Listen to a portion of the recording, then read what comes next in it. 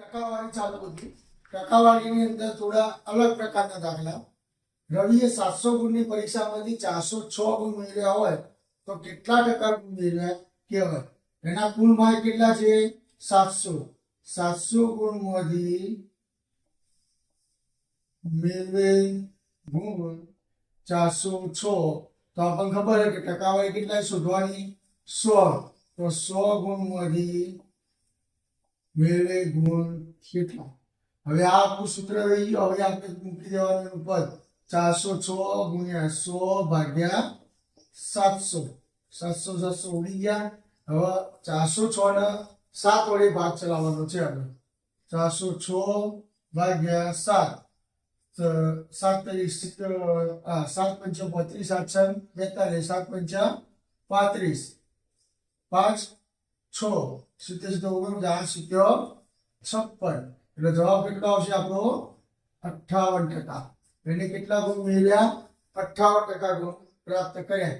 બીજો દાખલો. 20 ગુણની કસોટીમાંથી રવિએ 12 ગુણ મેળવ્યા હોય તો કુલ કેટલા ટકા ગુણ મેળવ્યા કહેવાય.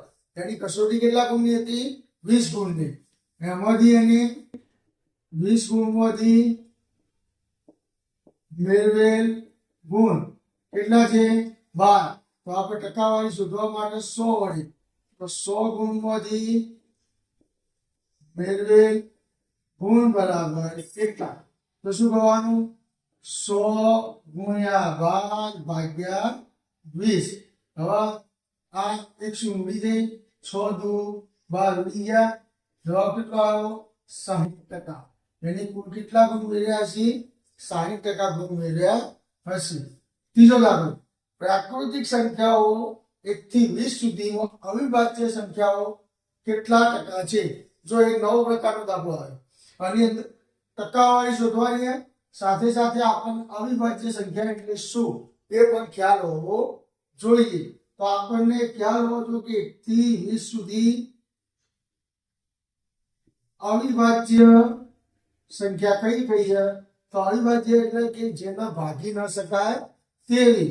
તો એક પહેલા આપણે 1 3 પછી 5 7 11 13 15 ની આવે 17 19 1 2 3 4 5 6 7 અને 8.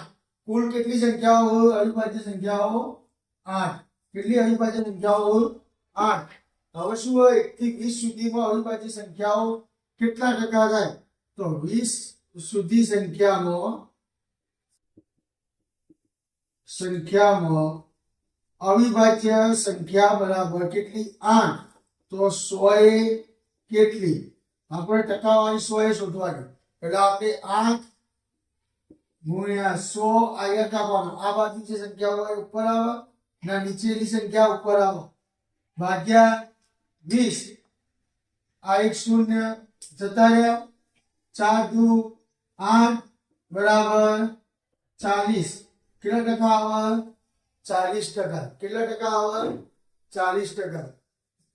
પ્રાકૃતિક સંખ્યા 1 થી 25 સુધીમાં બેકી સંખ્યાની ટકાવારી કેટલી છે? પ્રાકૃતિક સંખ્યા 1 થી 25 સુધી. તો હવે આપણે જો અવિભાજ્ય સંખ્યા શોધી આની અંદર શું શોધવાનું? બેકી સંખ્યા. તો આપણે ખ્યાલ હોવો જોઈએ કે બેકી સંખ્યા 1 થી 25 સુધી કઈ કઈ આવે.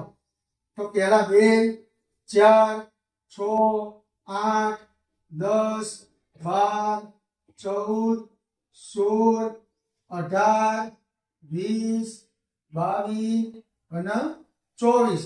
આટલી સંખ્યા આપણે બેકી સંખ્યા 1 થી 25 સુધી આવે. હવે ઘણી લખી લીધી. 1 2 3 4 5 6 7 8 9 10 11 12. ટોટલ કેટલી સંખ્યાઓ થઈ? 12. તો આ 12 સંખ્યાને હવે આપણે પદમાં મૂકી દેવાનું. કુલ સંખ્યા કેટલી હતી? 25. 25 સુધી બેકી સંખ્યા બરાબર 12. તો 100 સુધી બેકી સંખ્યા કેટલી? બરાબર 12 ગુણ્યા 100 ભાગ્યા 25. હવે 25 ચોગુ 100. અહીંયા ભાગ ચાલે. 12 ચોક 48. 12 ચોક આ આપણો જવાબ 48%. આ યાદ રાખવાનું. આ અવિભાજ્ય સંખ્યા હતી, આ બેકી સંખ્યા હતી. બે વસ્તુ થોડી અલગ હતી. હવે થોડો અલગ દાખલો આવ્યો. ટકાવારી આપેલી. આપણે કાલે જ જોયું હતું કે જ્યારે કોઈ સંખ્યાના ટકા શોધવાના હોય તો ભાગાકાર કરવાનો. શું કરવાનો? કોઈ સંખ્યાના આપણે ટકા શોધવા હોય તો એને 100 વડે ગુણી કાઢવાના. સોરી, ટકા શોધવા હોય તો 100 વડે ગુણી કાઢવાના. અને ટકામાંથી સાદામાં મેળવવું હોય તો 100 વડે ભાગી દેવાના. શું કરવાનું? 100 વડે ભાગી દેવાનું. આ વસ્તુ ખાસ યાદ રાખજો. તો હવે 440% આપેલા એને દશાંશ અપૂર્ણાંકમાં ફેરવવાનું. દશાંશ અપૂર્ણાંક એટલે પોઈન્ટ વાળી સંખ્યા આવશે.